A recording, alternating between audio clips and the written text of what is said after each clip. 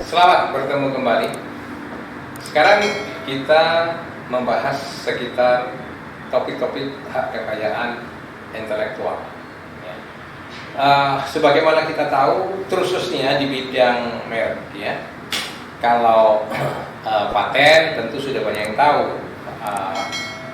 Bagi penemunya, bagi inventornya itu tentu dia berhak atas royalti bila mana patennya dimanfaatkan oleh orang lain, gitu ya, pakai, ya, mendapatkan royalti dan sebagainya. Nah, tetapi sebuah merek, ya, umumnya bisnisnya adalah franchise, ya, terutama ketika merek-merek itu sudah memiliki nama. Ya. Kalau kita lihat apalagi dalam bahasa umum, wah itu udah branded. Bahasa itu udah branded, itu menunjukkan merek-merek yang sudah top.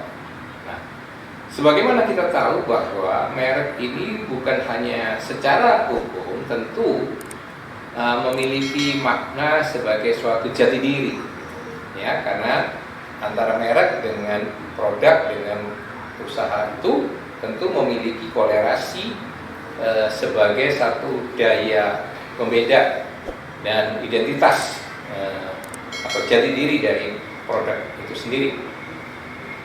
Itu secara hukumnya. Tetapi lebih daripada itu, kita tahu bahwa merek itu memiliki nilai komersial yang tinggi, yang besar. Bila mana merek itu sudah berhasil dikenal, ya.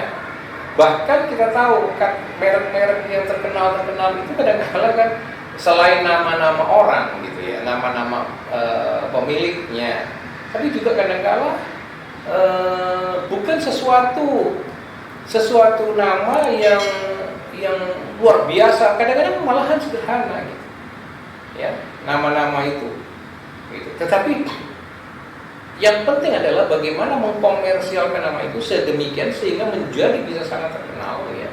Lalu menjadi dengan keterkenalan itu lalu memiliki nilai komersial, nilai ekonomi yang sangat tinggi, ya.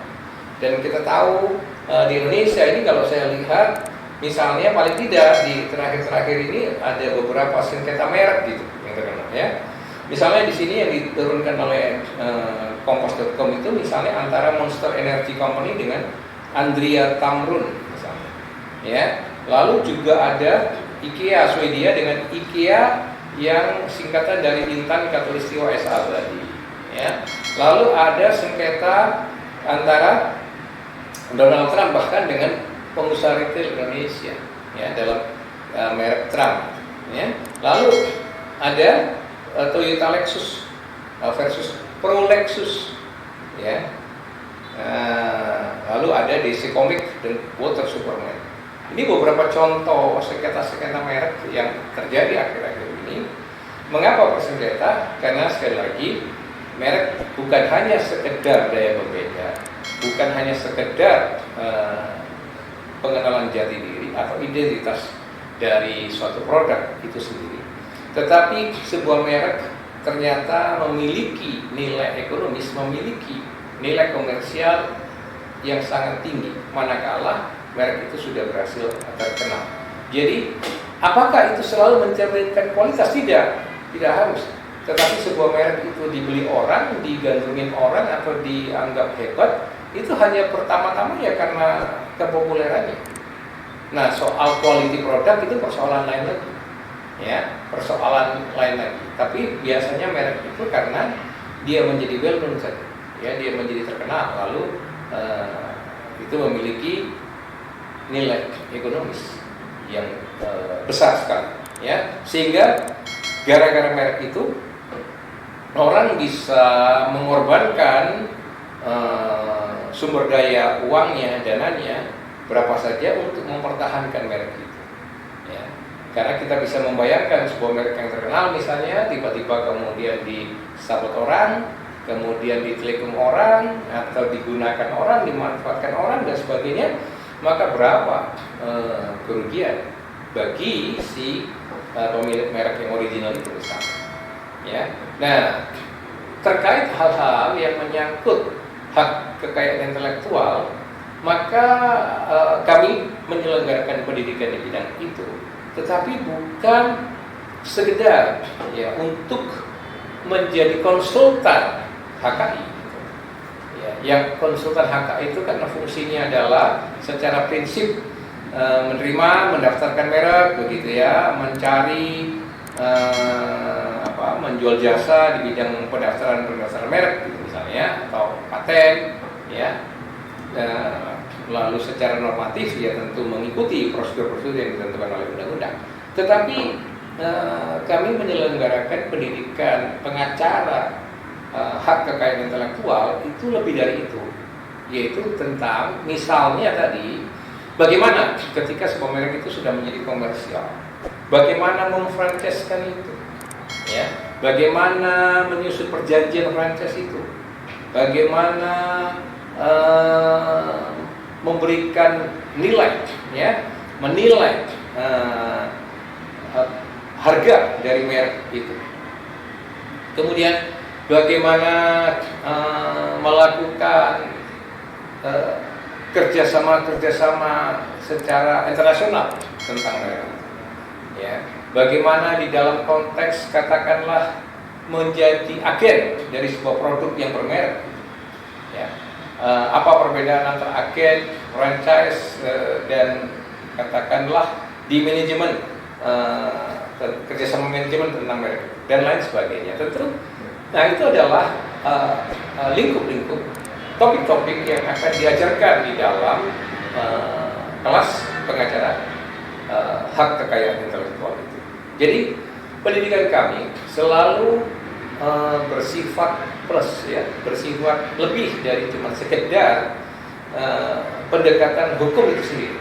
Ya, pendekatan hukum adalah pendekatan yang apa yang dikatakan undang-undang, hitam putih.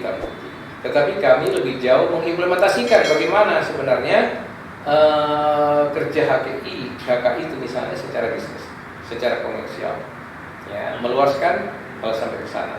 Dan pada akhirnya jika terjadi sengketa, ya, dispute, selisih paham terkait merek itu, how to solve the problem itself, gitu. Ya, bagaimana menanggulangi, menyelesaikan problem-problem sengketa merek itu, ya. Dan ini penting. Mengapa? Karena bagi seorang business lawyer harus mengetahui hal-hal yang terkait bisnis itu sendiri. Jadi bukan hanya sekedar hukumnya, tetapi sekali lagi seorang business lawyer juga dituntut untuk memahami, menguasai bidang bisnis yang terkait dengan merek-merek itu sendiri, ya. Dan di dalam pendidikan pengacara hak kekayaan intelektual itu nanti akan dilakukan studi-studi kasus dan studi-studi perbandingan merek-merek lokal, nasional, dan merek-merek yang sifatnya sudah internasional, dan sebaliknya bagaimana misalnya cara menggo-publikan atau go-internasionalkan merek-merek Indonesia, ya. Nah ini penting karena apa?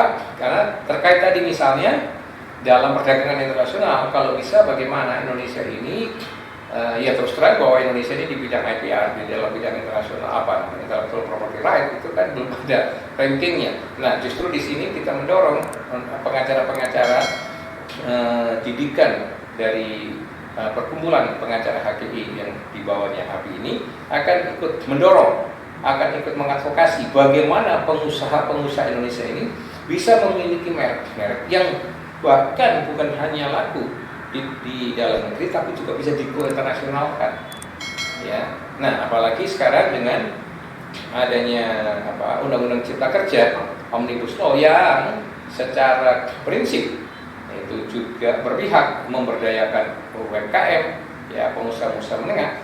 Nah, itu akan kami juga dorong untuk bisa para lawyer ini memiliki strategi yang mendorong, ya, bisnis-bisnis kelas menengah ini memiliki merek-merek tertentu, lalu mendaftarkannya dan kemudian menggo internasionalkannya. Nah ini saya kira nilai plus dari pendidikan pengacara HKI di bawah api. Demikian pesan saya dan salam sehat.